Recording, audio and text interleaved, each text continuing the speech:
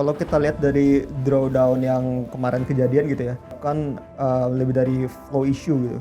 Kita lihat sekarang probability-nya adalah kita tetap di emerging market. So far sih belum ada perubahan dan malah improving fundamentalnya. Flow terhadap MSCI emerging market.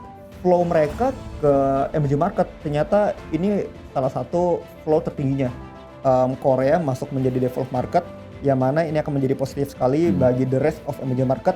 Salah satunya adalah Indonesia. Gue bisa bilang nggak, komoditi ini masih lanjut ceritanya. Menurut lo gimana? Gue sangat setuju. Ya. Lo apakah memang nikel, terus juga emas, atau mungkin oil? Yang kalau Indonesia tuh paling menarik apa menurut lo untuk sektor untuk dari sisi itu? Ya. One thing for sure, base metal. Jadi base metal sih so far ya akan menjadi tema yang akan terus menarik sih.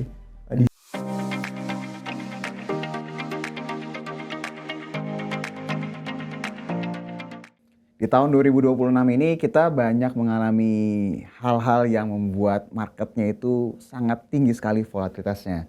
Jadi ya pasti my friends ngerasain portfolionya itu bisa dari hijau tiba-tiba langsung berubah drastis jadi merah. Dan biasanya kalau keadaan seperti ini kita harus lebih tenang dan cari insight dari mereka-mereka yang memang menjadi pelaku di industri. Narasumber yang kita undang pada hari ini, beliau adalah Equity Fund Manager di salah satu fund di Indonesia dan juga co-founder dari Mark Institute, Bro Frankie Rifan. Selamat datang bro. Halo, thank you for inviting me. Ya, jadi kalau misalnya kita ngomongin market sekarang, Ya. Januari awalnya happy ya. Ya. Tiba-tiba pertengahan ke akhir berubah drastis. Akhir ke awal Februari luar biasa. Volatilitasnya tuh luar biasa. Beritanya macam-macam. Yang tadinya mungkin hijau portfolionya berubah drastis dalam hitungan beberapa hari aja. Nah ini kan kalau misalnya kita ngomongin hal kayak gini, insight dari orang-orang kayak lu, pelaku industri, pasti bisa kasih gambaran yang lain kan. Sebelum gua ngobrol lebih panjang lebar lagi, gue pengen denger deh. Sebenarnya kan lu udah lama juga di market. Udah ngelewatin beberapa krisis lah.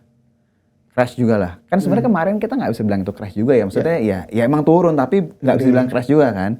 Nah kalau lu ngelihatnya keadaan saat ini sebenarnya gimana sih? Apakah ini suatu opportunity kah atau ada suatu hal lain perspektif dari lu? Ya, kalau kita lihat dari drawdown yang kemarin kejadian gitu ya, kita lihat sih benar itu disebabkan lebih dari flow issue gitu. Karena kan MSCI bilang kita ada probability bisa di downgrade, lalu butuh further transparency. Jadi itu lebih kepicu oleh flow issue dan juga in some sense juga sentimen. Jadi sentimennya juga memburuk, itu menyebabkan adanya panic selling. Tapi kalau dari fundamental kita lihat mestinya belum ada yang terlalu banyak berubah unless kita beneran bisa menjadi frontier. Tapi yang kita lihat sekarang probability-nya adalah kita tetap di emerging market. Yang meaning berarti fundamental kita tetap intact, tetap fundamental emerging market, dan so far sih belum ada perubahan dan malah improving fundamentalnya. Jadi kita lihat dari segi fundamental improving. Yang menjadi isu sekarang dari segi flow dan sentimen. Dan flow dan sentimen ini kan relatively very easy to switch ya. Yang mana kita lihat once fundamental keep on improving, dari segi flow ini kita expect bisa improve juga, dan dari sentimen juga improve ke depannya. Jadi mestinya sih ke depannya lebih resilient ke depannya untuk pasar saham kita. Jadi kalau misalnya tadi lu bilang secara fundamental itu improving. Kalau masalah flow kan ini kan bisa dibilang ya namanya juga investor ya ketika dia ngelihat sentimen yang oke dia keluar. Ini kan sebenarnya kayak hot money lah ya, keluar masuk dengan gampangnya kan. Jadi ketika nanti sentimennya benar-benar baik, ya mereka pasti akan baik lagi. Cuma emang keadaannya kan kalau misalnya kita lihat lu di Korea Selatan lagi rally banget. Di Jepang lagi wah rally-nya luar biasa sahamnya kan. Terus juga di beberapa negara di tempat lain pun juga mengalami hal yang sama. Cuma kan kita ini karena masalah flow tadi kan, berarti gue bisa bilang gini dong bro, ketika nanti yang berhubungan dengan flow issue-nya ini beres, MSCI dan yang lainnya, dan kalau kita lihat saat ini regulator luar biasa lah ya, mereka benar-benar membenahi lah sekarang, ketika ini beres, kita mungkin nggak mengejar ketertinggalan rally dengan negara-negara yang lain itu tadi? Ya, we hope so. Dan ada beberapa data lagi yang kita lihat cukup menarik nih. Jadi kita ada liatin flow terhadap MSCI emerging market. Jadi dari beberapa ETF yang di-track dari BlackRock, Vanguard dan lain-lain, kalau diakumulasi flow mereka ke emerging market ternyata ini salah satu flow tertingginya. Jadi ada past month aja itu sekitar 20 billion US dollar masuk. In the trailing 15 weeks itu kalau nggak salah sekitar 45 billion. Jadi ini one of the highest flow dari global fund manager nih masuk ke emerging market. Simply kita lihat ada beberapa reasoning. Yang pertama kalau kita lihat DXY cenderung trending down. Dan kalau DXY trending down kan itu adalah bagus bagi negara non-US, bisa dibilang gitulah, pasar saham yang non-US. Nah jadi ada kecenderungan fund manager mikir, oh DXY trending down, I should go into emerging market. Lalu kedua, dari segi positioning, global fund manager pada tahun lalu itu udah too heavy on US stocks. Ya, makanya kemarin kan performingnya gila-gilaan tuh. Jadi mereka mulai coba repositioning, take profit dari US stocks masuk ke emerging market. Nah, jadi makanya kita lihat tuh beberapa saham-saham emerging market seperti Korea tadi yang lu mention, lalu juga Taiwan itu rally. Dan actually kalau dari segi passive flow berkaca dari hal tersebut, kita mestinya juga mendapat flow yang positif karena kita ada di bracket emerging market. Jadi kita lihat fund flow tersebut should be positif for the rest of the year, given kalau kita melihat bahwa DXY keeps on trending down. Jadi kan kalau misalnya kita lihat tadi seperti lu bilang DXY itu kecenderungan terus turun, berarti kan mereka akan bisa dibilang risk on lah ya. Dia nyari, udah gue udah cukup lah di Amerika, gue cari sekarang yang lebih beresiko gitu loh, ya kan? Tadi seperti lu bilang juga, gue juga pernah baca bahwa emerging market udah lama nggak dapat info sebesar ini, benar nggak? Iya kan? Karena kan selama ini kan fokus di negara-negara maju, terutama kayak di US kan. Jadi ketika mereka masuk dengan flow yang besar, yang sebenarnya mungkin sentimen flow-nya lagi nggak terlalu bagus pun juga pasti akan kecipratan lah sedikit. Gue akan ngebahas masalah si MSCI. Terlepas ya, my friends mungkin ada, gara-gara MSCI portfolio gue jadi merah, segala macam. Tapi ini sebenarnya suatu isu yang akan terus menarik nih sampai tahun ini. Gue mau rubah narasinya sekarang. Kan kita berandai-andai nih, insya Allah semuanya beres, kita tetap stay di emerging market, ya. Gue baca Korea kan potensi upgrade sebenarnya kan. Kan kalau kita lihat di FTSE aja Korea sebenarnya udah develop market kan, dia bukan emerging market kan. Berarti ketika ini terjadi skenario yang mungkin jarang banyak yang bahas, Indonesianya stay di emerging market, terlepas nanti ada diskon atau apalah, yaitu berarti kita stay di situ. Koreanya di upgrade jadi develop market, berarti kan fund-fund yang pasif tadi harusnya flow-nya pindah dong kan? Betul. Dan setahu gue Korea itu sekitar 15% di MSCI emerging market. Menurut lo itu valid nggak tesisnya atau ada view lain? Jadi actually kita udah bawa ini di gala kita pada awal bulan ini, bulan Februari kita udah mention mengenai probabilitas Korea masuk menjadi developed market, yang mana ini akan menjadi positif sekali bagi the rest of emerging market. Salah satunya adalah Indonesia. Walaupun kita bukan the key beneficiary ya, key beneficiary mungkin kan yang weight-nya gede-gede, China, India gitu ya. India dan lain-lain. Kita weight-nya sekitar 1,5%, tapi nevertheless apabila Korea benar di-upgrade menjadi developed market, kita akan mendapatkan flow yang lumayan. Jadi hitungan cepat kita ya, dari segi passive flow aja, itu bisa up to 3 billion, berarti kan lumayan tuh, hampir 50 T ya. Lalu juga kalau kita hitung akumulatif dari active flow juga, itu bisa up to 10 billion. Jadi bisa hampir 170 T gitu. Jadi the flow itself will be very nominal. Nah ini yang menurut kita bisa menjadi tailwind juga sih bagi pasar saham kita.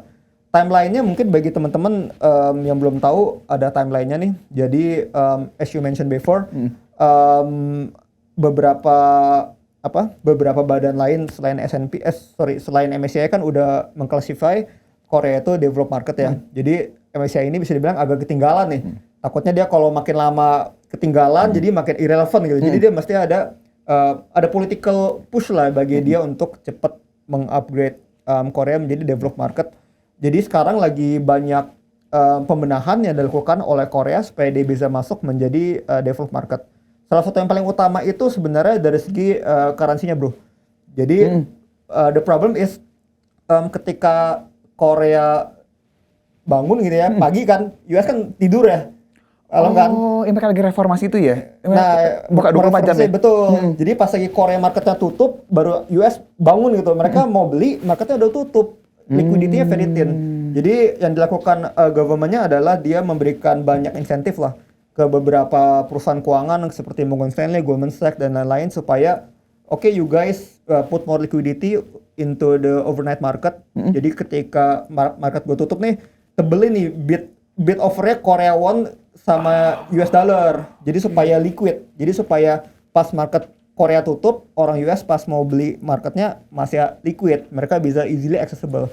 Nah ini yang lagi di godok dan juga mau di-improve oleh pemerintah Korea. Nah ini targetnya adalah di bulan Juni ini masuk ke watchlist-nya. Watchlist oleh MSCI agar dia bisa masuk mengclassify Korea ke developed market.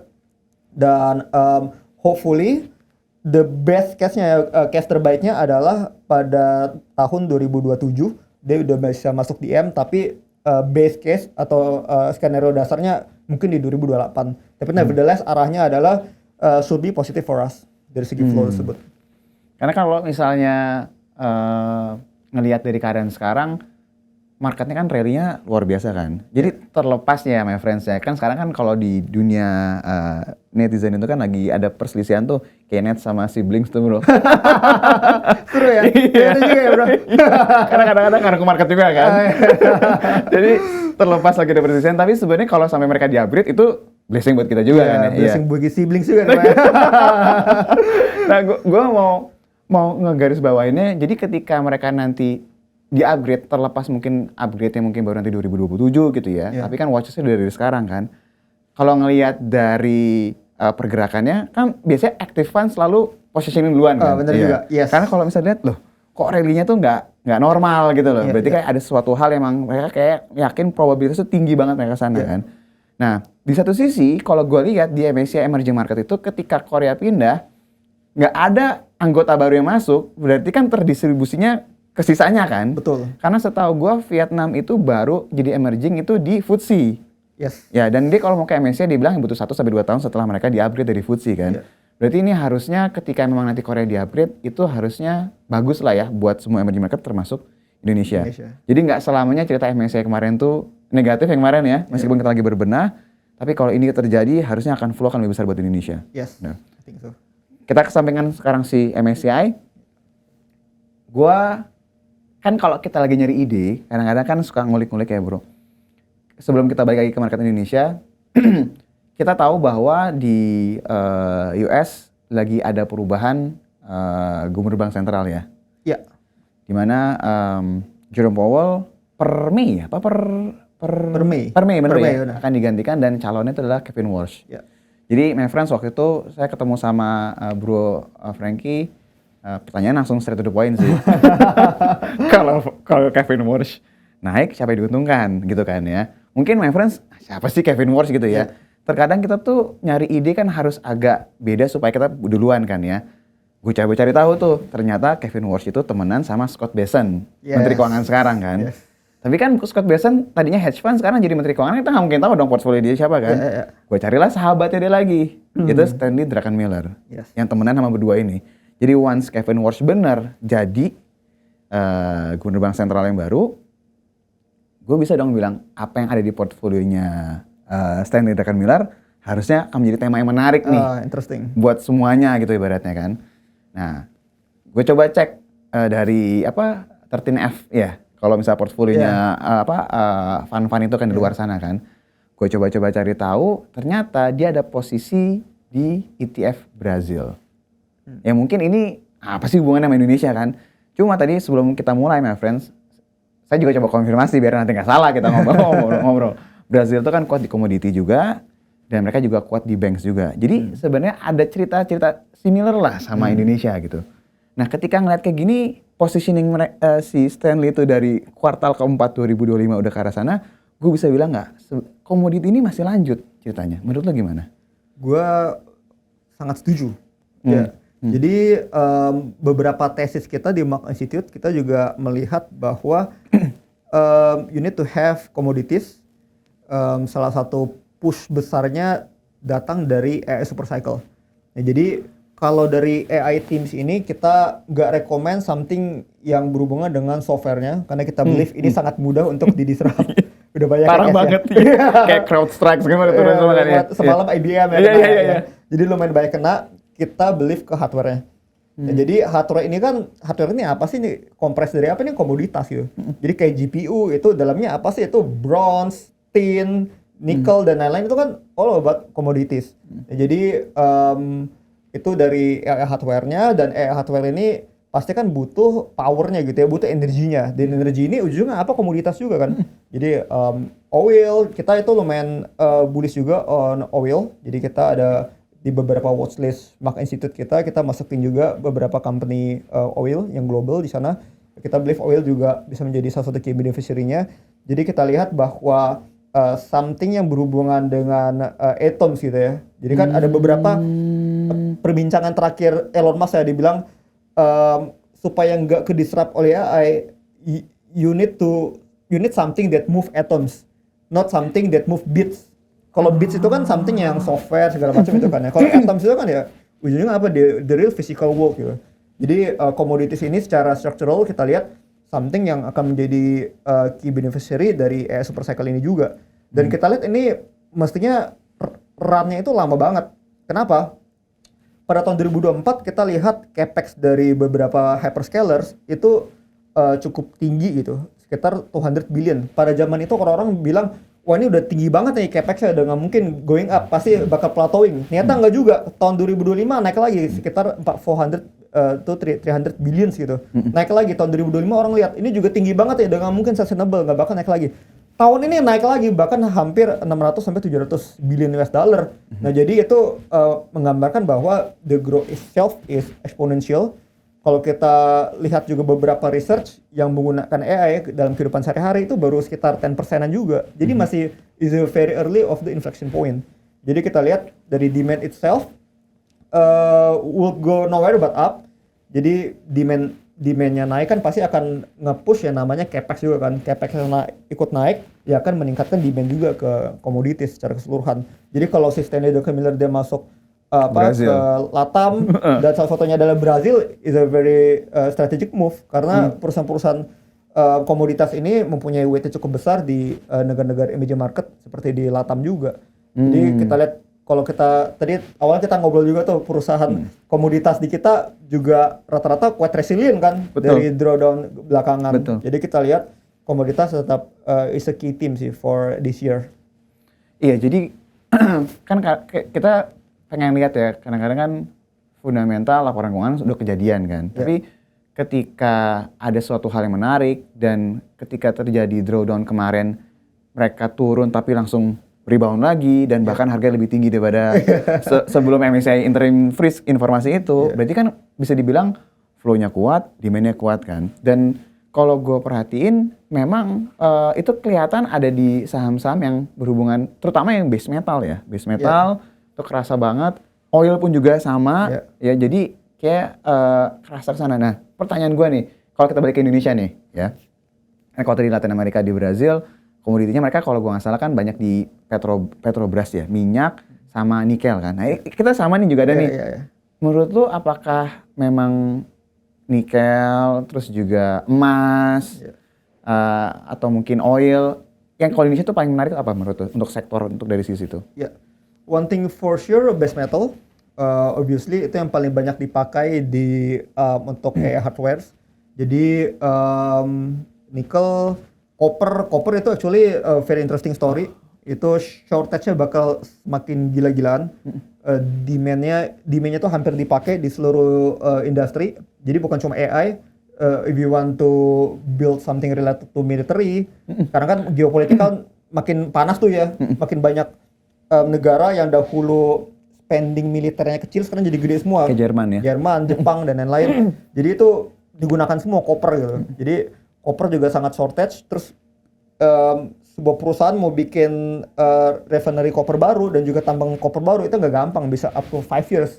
Jadi ada lag di sana gitu. Demand-nya udah naik banget tapi mau naikin supply nggak cepet.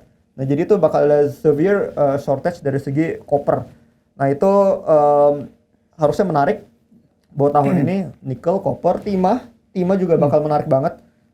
Karena dari semua komponen untuk data center itu pasti butuh solder. Itu basic banget. Basic banget. Jadi walaupun pemakainya mungkin dikit gitu kan, tapi nevertheless tetap meningkatkan demand. Makanya kelihatan dari harga timah kan juga harganya juga mulai picking up juga. Jadi base metal sih so far ya akan menjadi tema yang akan terus menarik sih di share. Lalu kedua ya precious metal, kayak kita kan juga ada beberapa emiten yang berbasis precious metal seperti gold dan silver. Jadi itu juga menarik. Kalau precious metal ini bukan ke super cycles, ini lebih ke currency di basement kita lihat teman-teman. Jadi global central bank semuanya nyetak duit, bukan cuma US yang paling duluan, US nyetak duit banyak, yang lain mesti follow up. Karena kalau misalnya US nyetak duit banyak nih, China, Eropa dan lain-lain kalau nggak ikutan cetak duit, mata uang mereka terlalu menguat. Jadi mereka mesti ikut cetak duit juga biar melemahnya, menguatnya nggak terlalu jomplang relatif terhadap US. Makanya dengan semua currency yang dicetak ini lama-lama kan akan menyebabkan adanya istilahnya currency debasement, yaitu harga komoditasnya yang kelihatannya naik. Padahal nggak juga. Mungkin komoditasnya flat cuma karena uang yang dicetak kebanyakan kelihatannya harga komoditasnya naik gitu. Dan salah satunya adalah emas. Jadi kelihatan harga emas yang picking up cukup cepat this year dan kita believe bisa continue to do so. Jadi perusahaan precious metal di Indonesia sih kita lihat mestinya masih menarik. Berarti ini bukan sekedar tema tahun ini, lanjutan dari kalau tahun lalu kan kerasa banget emas ya. Yeah. Kuartal ketiga keempat baru yang base metalnya baru lebih kerasa kan. Yeah. Ini berarti kalau kita ngelihat dari AI super cycle itu harusnya panjang berarti ya bro. Yeah. Dan kalau ngomongin panjang, terlepas volatilitasnya tinggi, ya mereka pasti akan balik lagi tuh. Karena kalau misalnya tadi gue perhatiin sekali lagi ya my friends, kalau lihat ya pas kemarin habis MSCI interim freeze, informasinya mereka semua pada turun kan. Yeah. Tapi yang rebound yang paling kencang itu yang harus diperhatiin sebenarnya, karena volume paling besar kan, benar kan? Nah, ketika ngomongin masalah kayak gini ya, kita jadi balik ke global lagi nih bro. Yeah. Gue ada beberapa isu yang sebenarnya gue mau konfirmasi. Jadi sebenarnya waktu pas acara dari waktu itu lo bikin acara pada saat itu ada beberapa poin yang menarik. Kan sekarang kan kita tahu bahwa selama Donald Trump itu menjabat banyak banget kejadian-kejadian yang nggak bisa diprediksi kan. Senin sampai Jumat kita kerja, Sabtu Minggu harusnya istirahat kan. Kalau dia nggak, Senin sampai Jumat dia kerja, Sabtu Minggu bikin keputusan kan. Sabtu Minggunya malah lebih riwayat. Jadi kayaknya tuh bangun tidur Sabtu Minggu tuh apalagi gitu kan ya. Salah satu yang lagi dia gaungkan, mungkin sekarang beritanya agak hilang ya. Itu waktu dia ngomong mau ngambil Greenland. Terus juga sekarang panas nih sama Iran. Menurut tuh dengan sikap dia seperti ini juga akan pengaruh juga komoditas kah atau ini sebenarnya nggak bagus buat market gitu ke depannya? Jadi ada satu hal menarik, jadi sebelum gue bahas itu ya, ada satu hal yang mesti teman-teman paham, yaitu di akhir tahun ini sekitar bulan November, itu ada namanya midterm election di US. Tahun ini ya? Ya, tahun ini. Nah jadi ini penting sekali, kenapa? Karena di US itu presiden itu nggak supreme power, jadi dia kalau mau delegate power dia, mau mengeluarkan power dia harus ada approval dari Kongres. Dan Kongres ini nanti akan ada election lanjutan di bulan November nanti. Dan maunya Trump adalah kalau bisa sebanyak mungkin Republik yang menang, partai dia yang menang, supaya dia kalau mau keluarin law apa-apa itu gampang di-approve. Nah singkat cerita, pasar saham Amerika itu sangat berpengaruh terhadap kecenderungan masyarakat Amerika voting. Karena masyarakatnya itu banyak banget yang invest di saham. Jadi kalau pasar sahamnya naik, oh mereka happy, oh gue pilih lagi Trump, gue pilih lagi Republik. Tapi kalau pasar sahamnya turun, oh mereka nggak senang. Oh gue mau pilih yang lawannya Trump gitu, lawannya Republik, supaya berubah keadaan. Dinamiknya kira-kira seperti itu teman-teman. Nah jadi kalau menurut kita ya, kan electionnya November ya, meaning paling banter ya, berarti let's say 4-5 bulan atau 4-3 bulan lah sebelum November, itu dia nggak boleh aneh-aneh. Oh, bisa untuk ngebentuk opini itu ya? Betul, kalau bisa 4-3 bulan sebelumnya everyone is happy. Semua orang US itu wealthy, happy, semua yang dia mau dipenuhi supaya dia milih lagi Republik. Makanya kenapa kita lihat, kenapa awal tahun ini begitu tinggi volatilitas. Tahu-tahu Trump, you mention, atau Greenland, Iran, terus tarif, apa sebenarnya kayak banyak banget itu kan. Karena simply he's running out of time. Dia kalau mau banyak melakukan hal, kita bilang paling banter ya, the line in the sand is June. Paling banter itu Juni. Karena selesai Juni dia mesti appease the public. Dia mesti menyenangkan masyarakat dia supaya Republik kepilih lagi. Makanya kita lihat sampai periode tersebut expect volatility. Oh, berarti kalau nggak tadi dari timetable-nya November itu midterm election ya. Berarti ini sebenarnya kayak anggota DPR MPR di sana kan Betul, ya. betul. Jadi dia maunya Demokrat nggak ada urusan. Jadi Republik semua kan, Republik sweep berarti ya. Nah, ini kalau misalnya keadaan kayak gini sebelum November beberapa bulan sebelum tadi seperti lu bilang dia udah nggak boleh aneh-aneh kan. Yeah.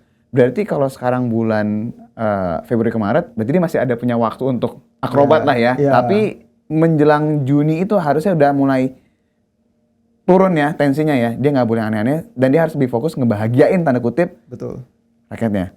Betul. Pandangan kita sih demikian. Tapi again, this is Trump. Kita nggak tahu ya. Coba satu hal yang menarik kita lihat yang membandingkan Trump pertama dengan periode Trump kedua ya. Kayaknya beda banget kan ya. Trump kedua ini kayak jenius banget gitu. Kayak beberapa kali market butuh liquidity, tahu-tahu dia bisa suntik liquidity dengan cara jenius kayak treasury buyback dan lain-lain. Kita lihat yang membedakan Trump 1 itu nggak ada besan, Trump 2 ada besan. Jadi kelihatan dia is a true mastermind, dia bisa manage dari segi fiskal itu amat luar biasa. Bahkan sekarang ada istilahnya fiscal dominance bro. Jadi the fiscal itself dari segi revenue dan spending is too huge sehingga central bank yang mesti ngikut keputusannya si treasury ini karena the fiscal itself is too huge. Jadi kita lihat mestinya sih arahnya adalah demikian. Karena kalau misalnya si Trump kehilangan power, Republik yang kehilangan power kan Biden juga nggak bisa menchannelkan kebijakan-kebijakan dia. Betul. Jadi kita lihat arahnya sih mestinya demikian. By the way tadi kalau misalnya friends bertanya siapa sih Scott Bessent tuh Menteri Keuangan era Trump sekarang. Dia itu dulu satu tim sama tadi kita cerita ya, Teddy Druckenmiller waktu zamannya Soros ya. Dan emang zamannya Trump sekarang ini emang beda banget. Pertanyaannya sekarang adalah ketika Trump tadi menurut lo sampai Juni dia mungkin masih akrobat terlepas ini adalah Trump, tapi dia pasti akan lebih calming down menuju November. Apa yang harus kita lakukan di Indonesia? Apa yang menarik kira-kira? Jadi dari segi strategi portfolio kita selalu merekomendasikan adanya 20-30% cash di portfolio kita. Itu kenapa? Karena untuk mengantisipasi namanya taco trade. Jadi taco itu kepanjangan dari Trump always chicken out teman-teman. Berani tuh ngilang. Terus nyalain orang. Iya. Tapi itu lumayan loh. Aku nge-track di tahun lalu tiap kali ada taco trade dia ngomong apa Liberation Day turun kita pakai cash beli terus pas lagi reverse jual itu lumayan gitu. 10 to 15% itu lumayan banget. Jadi itu yang sering kita lakukan sekarang. Yang kita rekomendasikan juga ke member kita di Mark Institute. Itu setiap kali ada taco, kita allocate cash, reverse, jual, you hold the cash lagi. Cashnya jangan diapa-apain lagi untuk taco trade. Jadi kelihatannya ini bakal cukup sering kejadian. Di-share juga beberapa kali kan, kayak terakhir kali mention soal Iran, itu kan menyebabkan volatilitas di market. Jadi itu bisa teman-teman utilize. Jadi kalau dari strategi portfolio sih kita lihatnya juga quite similar, di Indonesia juga sama, sedikit banyak mempunyai pengaruh juga ke market global. Jadi kita strategi simple, kita allocate 20-30% of cash in our portfolio. Setiap kali ada taco, kita bisa do that, kita bisa taco trade. Jadi kita bisa trading dari sana. Jadi sebenarnya ketika kita dengar beritanya jelek banget, justru harusnya itu positioning ya, kita langsung deploy cashnya ya. Karena kalau misalnya itu datangnya dari kebijakan dari Trump, semakin menakutkan, itu sebenarnya kita kasih entry point, bener nggak sih? Betul. Karena ketika nanti dia bilang, nggak jadi, itu pasti harga udah naik, bener nggak? Dan itu pasti akan potensi berulang lagi karena ya dia masih menjabat, bener nggak? In some extent sebenarnya kita melihat juga potensial ini bisa kejadi di Indonesia setiap kali circuit breaker. Jadi agak mirip juga gitu, in some sense dengan taco trade yang ada di US. Oke, itu tadi banyak banget ya insight dari global ya my friends ya, karena beberapa gambaran tadi itu pasti impactnya gede banget ke Indonesia ya. Dan harapannya sih yang tadi lo jelasin mungkin nggak terlalu banyak pembahasan di luar sana ya, mungkin yang saat ini mungkin portfolionya lagi cemas gitu ya, lebih ada gambaran lebih clear lah. Nah sekarang pertanyaan gue yang terakhir adalah ketika di bulan-bulan saat ini kan kita lagi menunggu nih rilis laporan keuangan full year 2025 dan di April rilis kuartal 1. Biasanya kan, ini koreksi kalau gue salah ya, biasanya kalau fund manager itu benar-benar memperhatikan banget hal ini kan. Karena satu, full year lu mau ngeliat lu seperti apa kejadian di 2025 dan kuartal 1 biasanya menggambarkan potensi full year 2026, bener nggak? Ya. Dan biasanya emiten-emiten yang memang mau menjaga investor, dia akan kasih guidance, ya kan? Gua akan begini, capex sekian segala macam yang itu akan kasih gambaran ke lu, oh 2026 atau mungkin sampai 2027 awal perusahaannya harus begini nih. Menurut lu apa yang harus dilakukan sama my friend sekarang mengingat waktunya ini udah sebentar lagi? Ya. Kalau hal menarik yang mau gue perhatikan itu lebih ke commodity companies buat ngelihat seberapa sensitifnya mereka terhadap pergerakan harga komoditas yang belakangan lagi menguat. Jadi kan beberapa perusahaan let's say seperti tambang nikel, tambang emas dan lain-lain harga komoditasnya kan naik nih. Cuma seberapa besar mereka bisa meng-capture itu. Nah itu tuh yang penasaran banget mau gue lihat tuh. Korelasi langsung ke top line sama bottom line ya? Betul. Ke laporan keuangannya langsung gitu maksudnya. Betul. Nah itu yang gue penasaran banget. Konsensus sendiri pun juga relatifnya kalau gue tanya as around itu juga rata-rata cukup clueless. Karena biasa harga spot itu quite different nih dengan harga kontrak. Kalau yang bisa kita lihat kan harga kontrak aja ya. Kalau kita mau tanya harga spot kan mesti tanya ke operator miningnya gitu yang mereka langsung berhadapan langsung dengan marketnya gitu. Betul. Nah jadi ini aku penasaran banget sih. 4Q mungkin oke, itu gambaran cerminannya mereka seperti apa. First Q menurut aku juga lebih menarik lagi buat lihat seberapa besar mereka bisa capture ini. Dan I have a gut feeling gitu ya, kayaknya kok mungkin bisa better than expectation gitu ya. Mereka bisa nge-capture-nya. Mungkin dari segi volume dan juga dari segi price-nya mungkin bisa better nih. Makanya aku ke teman-teman Market Institute kita, member kita juga rekomen bahwa untuk saham-saham komoditas ini better kita hold sampai first Q dulu lah gitu. Buat kita lihat dinamikanya dia meng-capture kenaikan harga komoditasnya itu seperti apa gitu. First Q-nya kita review, kita lihat kalau misalnya bagus ya oke kita hold, tapi ternyata kalau biasa aja ya udah kita just take profit. Kita udah profit anyway gitu. Strategi kayak seperti itu sih. Karena kalau misalnya gue coba time frame-nya gue kecilin dalam first half ini ya, atau semester 1 ini, kita rilis laporan keuangan full itu kan Maret. Ya. April kuartal 1 semua harus rilis kan. Ya. Mei MSCI. Ya. Juni ke Juli Piala Dunia. Iya. Ya kalau gue salah Juni. Jadi sebenarnya ini banyak hal yang menarik sih sebenarnya. Nah berarti kalau nggak salah benar ya Juni Juli ya kalau gue nggak salah. Tapi baik lagi, berarti kalau misalnya kalian sekarang fokus utama sekarang itu oke, MSCI kita tahu cepat atau lambat kita pasti akan dapat informasinya. Tapi tadi seperti lu bilang ya, kalau memang sekarang komoditi ini lagi rally, pertanyaannya adalah ke-reflect atau enggak ke kinerja keuangannya. Berarti kalau seandainya nih, gue ambil contoh, pas dia rilis kuartal 1 ternyata reflect.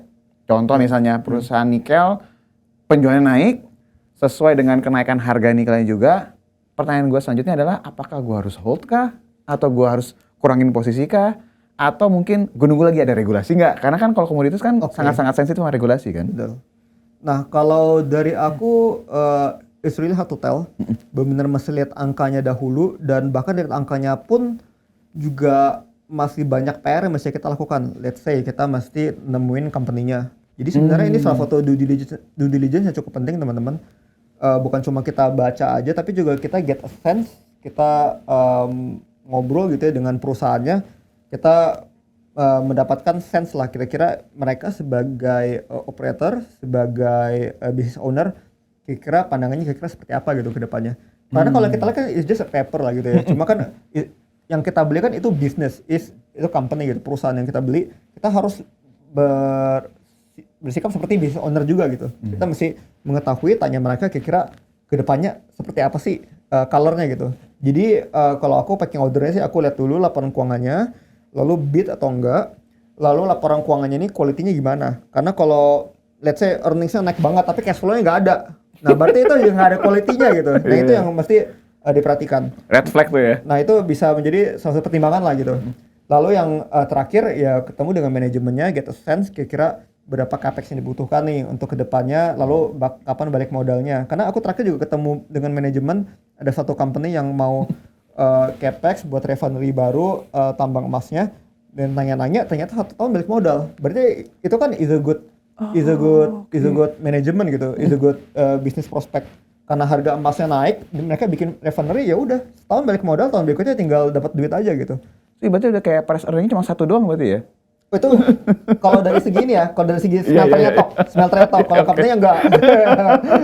Nah, tapi nevertheless, berarti kan kita bisa dapat get a sense kan dari manajemennya, kalau dia believe dalam setahun balik modal, berarti artinya mereka sebagai pelaku usaha, mereka believe bahwa harga emas cenderung menguat atau stay di level sekarang nih. Oh, Ya oke. kan? Ya. What we can do kan, kita melihat harga emas, kontrak gitu kan, angka doang. Mungkin kita mau analisa, nih emas mau kemana nih, mungkin technical analisis atau apa. Kita kan ya cuma bisa nebak-nebak aja gitu. Tapi yang pasti bisa menebak dengan lebih accurate, pasti kan pemain di sektor itu gitu. Dan yang meaning adalah dari operator miningnya, yang mana itu bisa teman-teman get kalau ketemu dengan manajemennya. Jadi emang kalau untuk ambil keputusan yang penting itu, field research itu emang paling kerasa ya. Betul. Karena emang lu mau tahu sebenarnya seperti apa kan. Betul. Nah oke. Berarti kalau misalnya nanti kita ngomong berandai-andai nih bro, saham-saham komoditi atau mungkin yang lain lah. Tapi cuma tadi kan spotlightnya di komoditi sih ya. Kalau ternyata pas ada laporan keuangan naiknya kenceng banget, laporan keuangannya bagus banget, naiknya kenceng banget. Cuma kadang-kadang kan kita suka mikir ya, kalau naik kenceng banget malah sell on news kadang-kadang. Iya benar. Gue tuh kadang-kadang suka gini, kan bagus kenapa dia tuh pasti kan my friends ngerasain hal yang sama kan. Apakah gue harus mengurangi posisi kah ketika naiknya terlalu kencang? Atau kalau misalnya, let's say misalnya, oh ya labanya naik, let's say 30%, sahamnya naik 30%, ya wajar gitu ya. Apa kalau misalnya labanya naik 30%, sahamnya naik 70%, 60%, kita harus mengurangi posisi atau gimana menurut lo? Yang ada malah FOMO gitu, oh naikin nambah-nambah. Nggak boleh itu kan? Nggak, bercanda. Jadi one thing for sure, kalau yang aku perhatikan sih, setiap kali keluar laporan keuangan, nah ini juga ada PR bagi kita nih, yaitu kita kan biasa ada financial modeling sendiri ya. Yeah. Kita ada modeling sendiri, kita masukin data keuangan yang baru, dan lalu kita merevisi forecast kita ke depannya setahun penuh kira-kira gimana gitu. Let's say sebelum keluar laporan keuangan PI-nya let's say 10 gitu ya. Setelah keluar laporan keuangan kok better than expected nih. Tadi lo mention tato naik 30%. Betul. Dengan ekspektasi. Malah PI-nya jadi 7 gitu. Betul. PI-nya jadi 7. Nah, lalu kalau misalnya target kita mau jual di PI 12-13, ternyata di hari itu dia naik jadi PI 12-13, ya udah kita jual aja. Kan udah masuk ke target kita, target PI kita. Nah, jadi kalau framework aku sih kira seperti itu. Tapi kalau ternyata naiknya sesuai gitu ya dengan laporan keuangannya, berarti kan let's say balik lagi ke PI 10 gitu kan. Kalau naik 30%, sahamnya naik 30%, itu balik lagi ke PI 10 kan. Jadi kita hold aja, kalau kita masih mau jual di PI 12, kita nunggu 20% upside lagi. Kira kayak gitu sih kalau framework kita di Mark Institute.